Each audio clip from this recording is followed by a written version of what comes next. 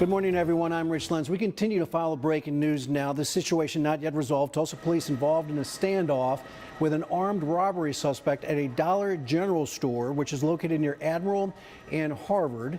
News on 6, Sawyer Bussey is live on that story. She's going to join us live now once again. And Sawyer, apparently you've been seeing some smoke involved here. What can you tell me? Yeah, Rich, here in the last 60 seconds, I've actually learned from police that whatever fire this suspect started inside this Dollar General behind me has set off the sprinklers, and that crews inside are dealing with a lot of water right now. So police told us just a little bit ago that a man with a gun walked into this Dollar General early this morning, that as soon as the employees inside saw him, they all scattered and got out safely.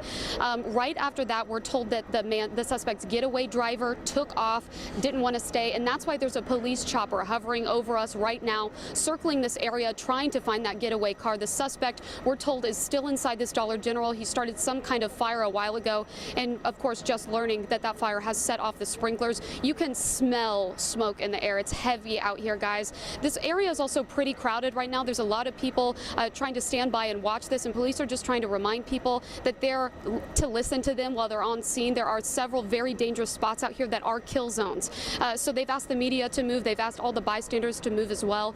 They do have a pretty big area here on Admiral completely blocked off. Once again, this is at the Dollar General at North New Haven and Admiral Boulevard. This is still a very active scene. Of course, we'll bring you guys an update as soon as we have one. For now, we're live on the scene of the story in Tulsa. Sawyer Bussey, News on 6.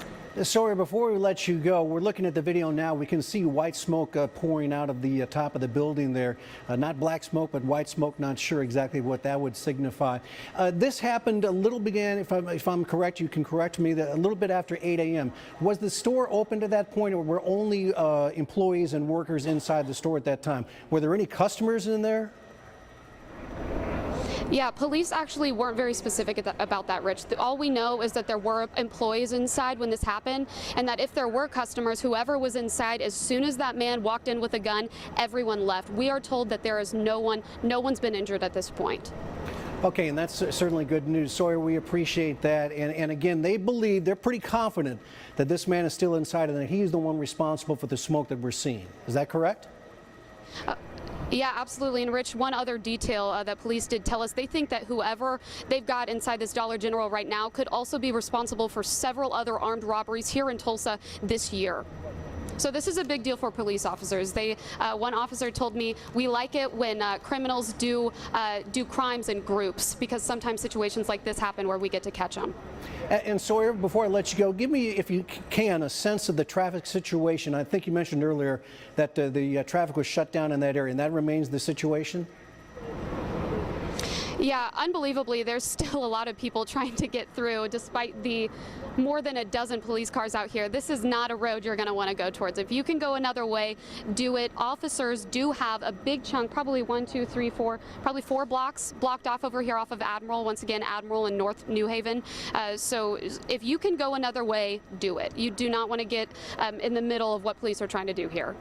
Absolutely, and again, it's not just the police in terms of some of these special operations units. We've seen some large armored vehicles on scene as well. I know you don't want to give away too much of the tactical situation that is transpiring right now, but this is a heavy police presence in this area.